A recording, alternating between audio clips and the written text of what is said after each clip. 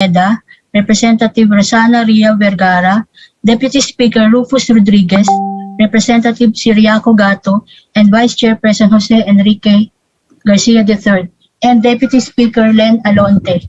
From the resource persons, from the Department of Energy, we have Secretary Alfonso Cusi, Yusek Emmanuel Wanesa, and Director Mario Marasigan. From the Energy Regulatory Commission, we have its chairperson, Agnes PST de Banatera, Commissioner Florecinda Baldo Digal, Commissioner Marco Romeo Fuentes, Engineer Legario Galang Jr., Engineer Alvin Jones Ortega, and Attorney Krisha Marie Buela. From the National Electrification Administration, we have Administrator Edgardo Masugsong, Deputy Administrator Rosan Rosero Lee, and Deputy Administrator Artist Nikki Tortola. From the Power Sector Assets and Liabilities Management Corporation, we have Vice President Arnold Francisco and Manager Ronald Conquilla. From the National Power Corporation, we have its President Pio Benavides. From the Transco, Division Manager Eva Elizabeth Malilay and Ms. Jarel Aubrey Apelin. From the National Grid Corporation of the Philippines, we have its President and CEO, Mr. Anthony Almeida. From Manila Electric Company, First Vice President and Head, Regulatory Management, Attorney Jose Ronald Valles. From PIPA, we have its President, Attorney Ann Montelibano and Mr. Daniel Aboitis. From Philreca, Executive Director, Attorney Janine Depay Kulingan. And from Bayan Muna, former Congressman Nery Colmenares. And from Power for People Coalition, Mr. Jerry Arances. That's all, Mr. Chair, Your Honor. Good morning to everyone. Thank you very much to our committee secretary. Any of the members of this committee or any of our congressman guests can ask questions even from these stakeholders. As a matter of fact, later, if we have time, we can ask them to say a few words. But let's focus basically on the DOE for now, DOE, the ERC, the NGCP, and PIPA. But after they present, you can ask them questions. And then after that, if we have time or if you want to address your questions to any of the stakeholders, then of course we will just recognize them.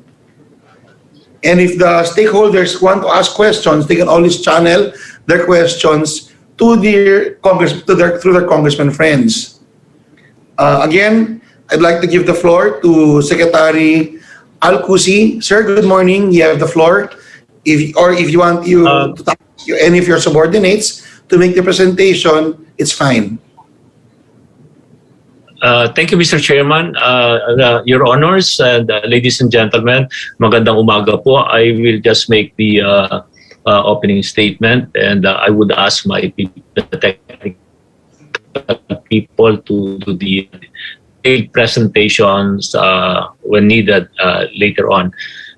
I have with me the DOE family and also Chairperson Agnes de Banatera of ERC.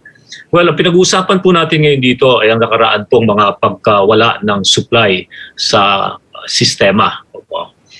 You know that DOE has been coordinating with the Congress, both houses, and we do present our plans. And there are even inquiries on mga shortcomings of some industry players and that we have religiously attended and presented the way forward to the JCEC.